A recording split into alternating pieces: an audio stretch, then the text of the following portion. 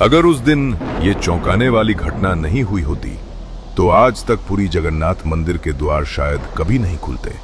क्या आप जानते हैं, पुरी के जगन्नाथ मंदिर में रोज शिखर पर ध्वज बदला जाता है और मान्यता है अगर एक दिन भी ध्वज नहीं बदला गया तो अगले दिन मंदिर के द्वार नहीं खुलेंगे। लेकिन ये परंपरा शुरू कैसे हुई? सैकड़ों साल पहले पुरी नगर में एक व्यक्ति रहता था, पांडा।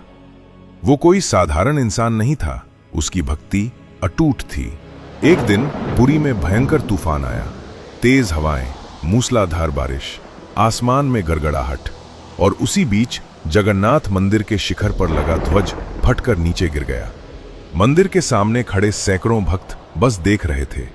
सबके दिल में भगवान के लिए प्रेम था, लेकिन उस भयंकर तूफान में कोई भी शिखर पर चढ़ने की हिम्मत नहीं कर पाया। तभी पांडा आगे बढ़ा। उसकी आंखों में डर नहीं था, सिर्फ भक्ति थी। बिना कुछ सोचे, बिना रस्सी, बिना सुरक्षा, वो उस ऊंचे शिखर पर चढ़ने लगा। बारिश से पत्थर फिसलन भरे थे, हर कदम मौत के करीब ले जा रहा था।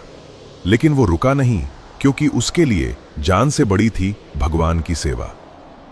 वो ऊपर चढ़ता गया और तभी अचानक उसका पैर फिसला और वो नीचे गिरने लगा।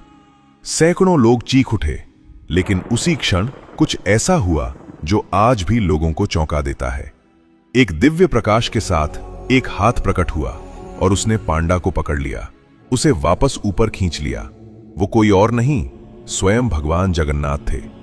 भगवान अपने भक्त की भक्ति से प्रसन्न हो गए और उन्होंने पांडा को वरदान दिया, तुमने मेरे लिए अपनी जान दांव पर लगा दी, इसलिए कलयुग के अंत तक तुम और तुम्हारे वंशज ही हर दिन मेरे मंदिर के शिखर पर चढ़कर ध्वज बदलेंगे। और अगर एक दिन भी ध्वज नहीं बदला गया तो अगले दिन मंदिर के द्वार नहीं खुलेंगे।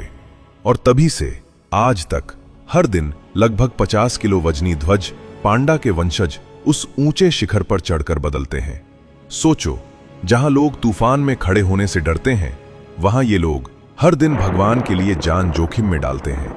ये सिर्फ परंपरा नहीं, ये है भक्ति की पराकाष्ठा। तो बताओ, क्या आप में है इतनी आस्था? अगर सच्चे भक्त हो तो कमेंट में लिखो, जय जगन्नाथ।